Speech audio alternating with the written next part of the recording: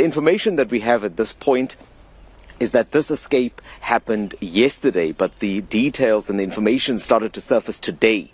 And it was during this time that it was established that these suspects, the 13 of them, were being processed or being held in the holding cells here. One of them asked to use the toilet, and somehow in that process, all of them were able to leave. Now, this has been confirmed by the police spokesperson in KwaZulu-Natal. He says that they are still investigating exactly what happened here. But they, one of the questions that I put to him was, is it believed that there was any negligence? Were the police overpowered?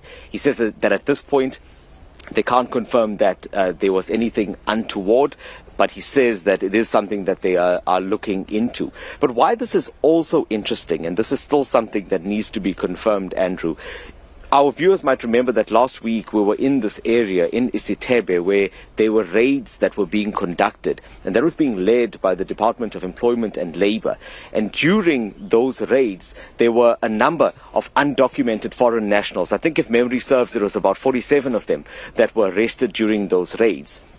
What now needs to be clarified is if any of these that were here or that were in the holding cells at this point come from that raid or are from any of the raids that followed, where these officials were looking for illegal foreign nationals working in these factories, which are just about 10 minutes or 15 minutes from where I'm standing right now. Hey, Tamzansi! Yo, every week there's a new headline that just makes you shake your head, ne? So listen to this one. 13 suspects have escaped from the Nyoni police station holding cells in KwaZulu-Natal. 13! 13, John. That's not even a slip-up. That's a group project. How do 13 people just walk out of a police station like it's a taxi rank? Exactly. And apparently they were arrested for being in the country illegally. But somehow they managed to vanish overnight. You can't tell me that happened without a little help. Aish, you know these stories, eh? There's always someone who opens that gate a bit wider than usual. I'm starting to think every station has its own version of Sibiya, the one who makes things happen when the money's right. Yeah, the inside connect. You know the type, always knows when cameras malfunction, when the keys go missing, and when paperwork gets delayed. It's like we're not even shocked anymore.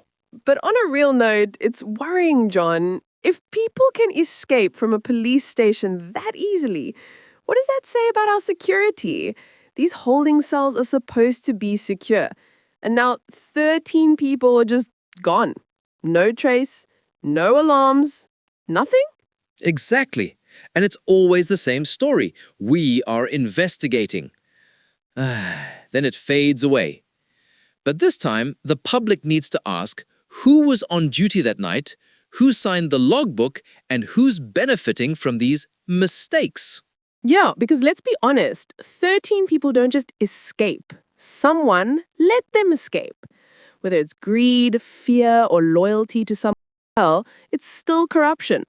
And until those officers are held accountable, this will keep happening. True that.